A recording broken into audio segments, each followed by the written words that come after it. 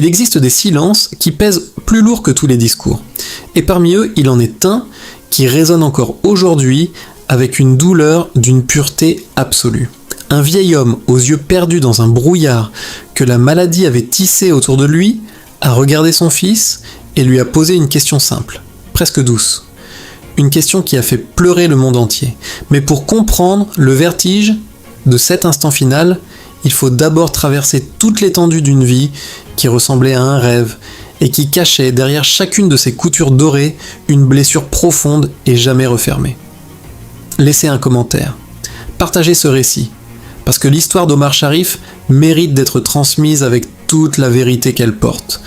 Avant les tapis rouges, avant les projecteurs, avant le regard noir qui a fait chavirer des millions de cœurs à travers le monde, il y avait un jeune homme né sous le soleil d'Égypte, Michel Chaloub de son vrai nom, issu d'une famille aisée, qui décida de tout plaquer pour le théâtre. C'est par amour pour la grande actrice Faten Hamama qu'il changea de nom et de destin, devenant Omar Sharif, comme on endosse une nouvelle peau. Et c'est dans un désert brûlant qu'il entra dans la légende. En 1962, Laurence d'Arabie le révèle à la planète entière. Sa silhouette, qui émerge lentement d'un mirage ardent sur le dos de son chameau, n'est pas simplement une scène de cinéma, c'est la naissance d'une icône. 3 ans plus tard, le docteur Jivago le hisse au sommet absolu. À travers les paysages enneigés d'une Russie recréée de toutes pièces, il incarne le romantisme tragique dans ce qu'il a de plus universel. Chaque regard de son personnage était une promesse d'amour que des générations entières ont voulu croire réelle. Mais c'est en France qu'Omar Sharif trouva son ancrage le plus tendre et le plus durable. Pour des millions de Français, il n'était pas une star inaccessible, il était presque l'un des leurs. Sa voix chaleureuse envahissait les salons lorsqu'il prêtait son visage aux publicités du tiercé, déclarant avec un sourire complice sa passion pour les chevaux. On le croisait à Longchamp ou à Vincennes, mêlé aux parieurs ordinaires, partageant leurs frissons et leurs espoirs le temps d'une course. Il parlait notre langue avec une poésie exquise, fréquentait les cercles intellectuels parisiens et couronna des décennies plus tard cet amour réciproque en remportant le César du meilleur acteur pour Monsieur Ibrahim et les fleurs du Coran. Il était à la fois le prince lointain et le voisin familier de la capitale. Cette dualité fascinante le rendait profondément intime aux yeux de tous ceux qui l'admiraient. Pourtant, derrière ce sourire ravageur, derrière les costumes sur mesure et l'élégance intemporelle, quelque chose se fissurait en silence depuis longtemps, car l'industrie qui l'avait couronné roi du box-office l'avait aussi enchaîné. Il décrirait lui-même, des années plus tard, le contrat signé avec un puissant producteur comme un contrat d'esclave. 7 longues années pendant lesquelles il n'était plus maître de rien. Pendant que les studios amassaient des fortunes colossales grâce à ses succès mondiaux, lui ne percevait qu'un salaire dérisoire, totalement insuffisant pour tenir le rang qu'on exigeait d'une vedette de son envergure. Il devait continuer à briller, à sourire, à incarner la perfection masculine, même lorsque les portes de sa chambre d'hôtel se refermaient sur une solitude écrasante. Car il y a dans cette histoire un détail qui dit tout sur la réalité de cette existence. Omar Sharif a vécu plus de 30 ans dans une chambre d'hôtel à Paris, sans jamais posséder la moindre clé de chez lui, sans pouvoir accrocher une seule photo de famille sur des murs qui lui appartiendraient à vraiment. L'homme que le monde entier fantasmait dans des palais et des demeures somptueuses dormait chaque soir dans une suite impersonnelle, cerné par le luxe froid des grands palaces, terrassé par l'ennui et le chagrin d'un déracinement que rien ne pouvait apaiser. Et c'est dans cet abîme émotionnel qu'une passion héritée de l'enfance est venue réclamer sa part avec une violence irrésistible. Le jeu. Pas le jeu du plaisir ou du luxe. Le jeu comme fuite, comme tentative désespérée de reprendre le contrôle de quelque chose, d'éprouver encore une fois la sensation d'être maître de son destin. Les casinos de Deauville, les tables de bridge en fumée, les champs de course de France sont devenus son véritable royaume nocturne. Il ne jouait pas, il se noyait avec élégance. Et ce naufrage a atteint son point culminant lors d'un épisode d'une ironie si cruelle qu'on peine à croire qu'il soit réel. Au début des années 70, un tournage l'amène sur l'île volcanique de Lanzarote en Espagne. Il y découvre La Gomar, une villa somptueuse encastrée dans la roche brute d'un volcan, un havre d'une beauté irréelle, un endroit qui semble lui promettre enfin ce dont il rêve secrètement depuis son départ d'Égypte, un foyer. Il l'achète immédiatement. Pour 24 heures, il est peut-être l'homme le plus heureux du monde. Le lendemain, il accepte une partie de bridge contre un riche promoteur immobilier.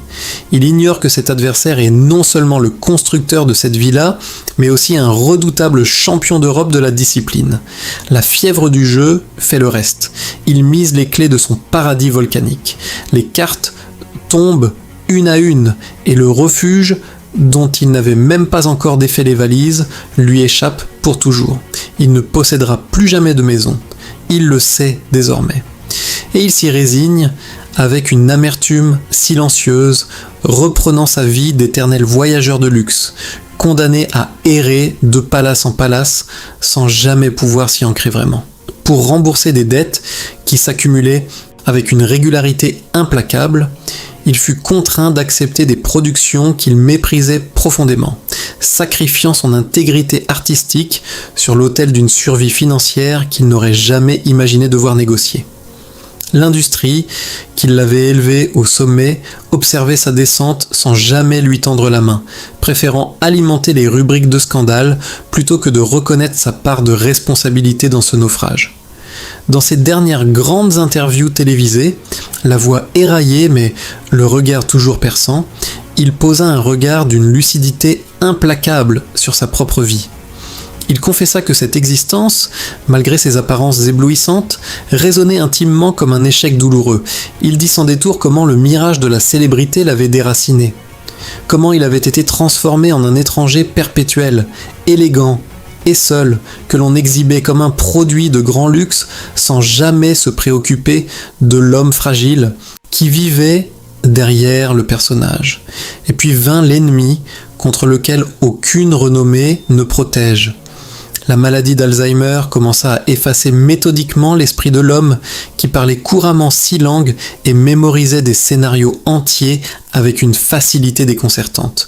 Le monde assistait avec le cœur serré à la disparition lente de cette mémoire prodigieuse, le voyant oublié jusqu'au titre des chefs-d'œuvre qu'il avait couronnés. Les contours de sa propre légende s'estompaient, emportés par un brouillard que rien ne pouvait dissiper.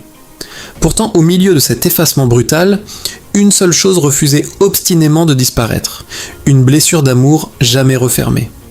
En janvier 2015, Faten Hamama, la femme pour laquelle il était devenu Omar Sharif, l'unique épouse de sa vie, rendit son dernier souffle. Son fils Tarek lui annonça doucement la nouvelle. Une tristesse profonde et lourde traversa le vieil homme. Puis la maladie frappa de nouveau, effaçant jusqu'à la conscience de ce deuil.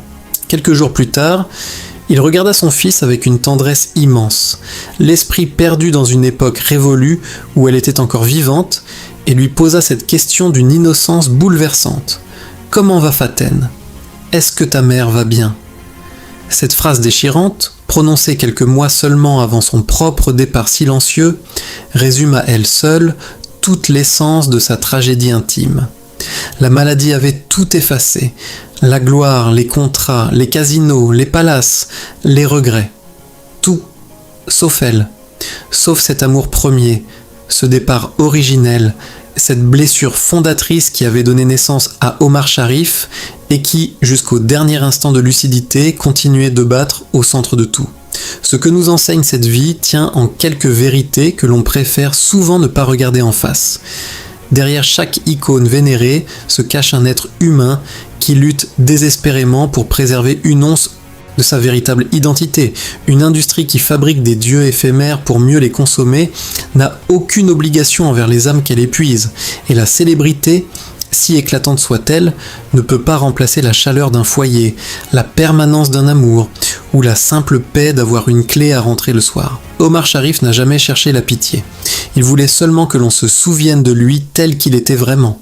Un homme passionné, déraciné, fragile sous les apparences, qui avait tout perdu dans les plis d'une vie qu'il n'avait pas entièrement choisie, et qui, au moment où sa mémoire s'éteignait, ne gardait en lui qu'une seule lumière, celle d'une femme qu'il avait aimée avant même de savoir qui il était. Si cette histoire vous a touché en profondeur, partagez-la avec quelqu'un qui mérite de l'entendre. Laissez un commentaire pour dire ce qu'elle a éveillé en vous et abonnez-vous pour ne jamais manquer les récits qui explorent ce que les lumières de la gloire ont toujours cherché à dissimuler. Parce que derrière chaque légende, il y a une vérité humaine qui mérite d'être dite avec respect, avec soin et avec la sincérité qu'elle a toujours méritée.